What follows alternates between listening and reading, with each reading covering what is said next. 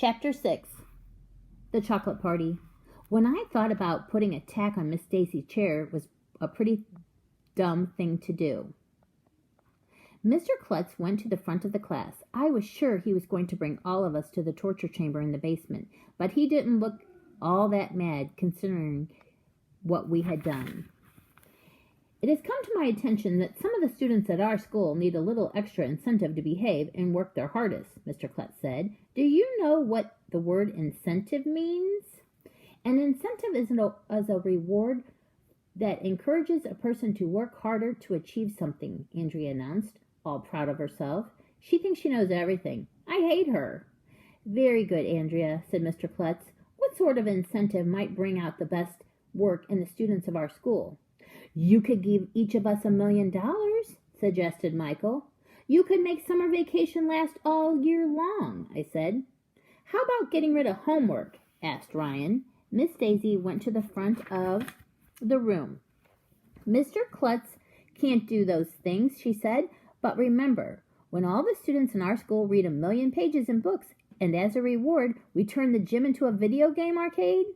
That was quite successful. Mr. Klutz even dressed up in a gorilla suit for the evening, if I recall.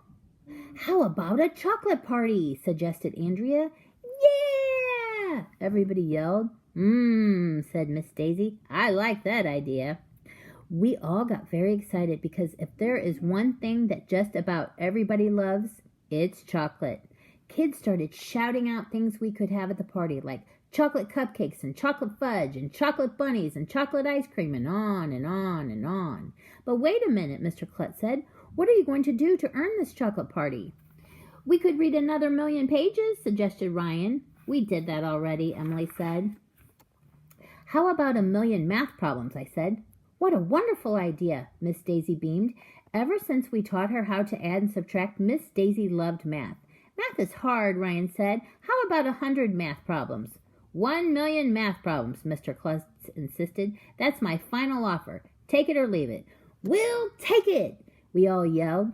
Agreed. If the kids in our school do 1 million math problems, I'll throw a party with so much chocolate you'll be sick for a week. I'll bring the bonbons, Miss Daisy volunteered. Hooray! We all yelled, except for Ryan, who looked all mad. I'm not going to spend my free time doing math, Ryan said. I hate math. I wouldn't do extra math if you kissed a pig on the lips. Okay, as an added incentive, Mr. Klutz said, on the night of the party, I will kiss a pig on the lips. Have a nice day. All right. What a cool, wacky guy Mr. Klutz is. He is the coolest principal in the history of the world. Chapter 7, Teacher for a Day. The news about the big chocolate party blew through the school like a hurricane. Even kids who were allergic to chocolate wanted to go, just so they could see Mr. Klutz kiss a pig on the lips. Where is he going to get a pig? Ryan asked during the lunch the next day. He could try AJ's house, Andrea said. That's so funny, I forgot to laugh, I said. I'm not entirely sure that pigs have lips, said Emily. Of course they have lips, I insisted. If they didn't have lips, how could they whistle? You know, Ryan pointed out, Mr. Klutz is just trying to trick us into doing a lot of math problems. That's why we're having a chocolate party. Who cares? Michael said, as long as we get the chocolate. I think that only students who do math problems should be allowed to come to the chocolate party, said Andrea. Could you possibly be any more boring? I asked her. As it turned out, everybody was doing math problems. The whole school started doing math problems like crazy, even Ryan. You could have thought that Mr. Klutz was giving us gold and diamonds instead of chocolate. I did math problems for 20 minutes last night, Ryan bragged while we were waiting for Miss Daisy after recess. Oh, yeah? Michael said. Well, I did math problems for 40 minutes last night. 40 is twice as many as 20. See, I just did another math problem right there. Well, I did math problems for an hour last night, I said. That's 50 whole minutes. An hour is 60 minutes, dumbhead, Andrea told me. I was going to tell her that 60 Minutes was a TV show my parents watch, but Mr. Klutz suddenly burst into our classroom. He told us that Miss Daisy had a dentist appointment and we would have a substitute teacher for the rest of the afternoon. Mr. Klutz, We all gasped. You're not a teacher, I told them. I used to be a teacher, he said. I taught for many years before I became a principal. What did you teach? Ryan asked. Physics, he said. What's that? I asked. Is that like phys ed? Asked Michael. Mr. Klutz, do you know that this is second grade? Andrea pointed out. Physics is something high school students study. Poppycock, said Mr. Klutz. You're never too young to learn something new. You may find you're smarter than you think. Well, if you say so. Physics is the study of motion and energy and force, he said. For example, if I take a blackboard eraser in one hand and a book in the other hand, and I drop them at the same time, which one will hit the floor first? The eraser, I said. It's the smallest and lighter, so it will fall faster, just like small, light kids can run faster than big, heavy kids.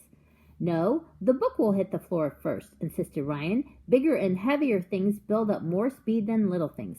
I think they'll both hit the floor at the same time, said Andrea. Let's do a test, said Mr. Klutz. He put the eraser in his left hand and a paperback book in his right hand. Then he climbed on the top of Miss Daisy's desk and held both objects up in the air. Then he dropped them.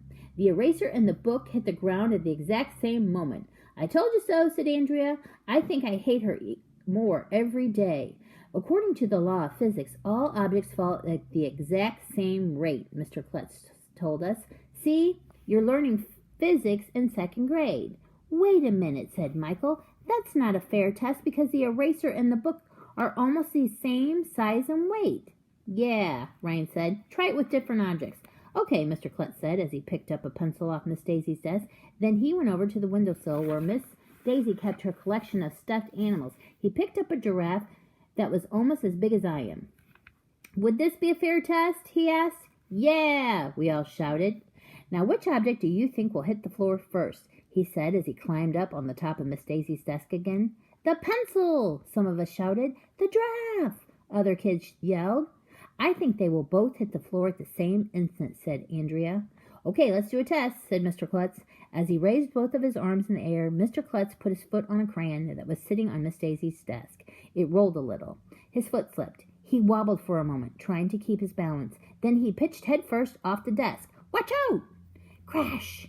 When he hit the floor, the pencil and the giraffe went flying, and Mr. Klutz's arms and legs went in different directions. It was just about the funniest thing that ever happened in the history of the world. You should have been there. We all ran over to see if Mr. Klutz was okay. He was holding his leg and moaning.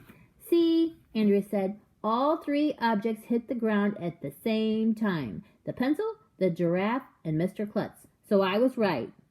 I hate her.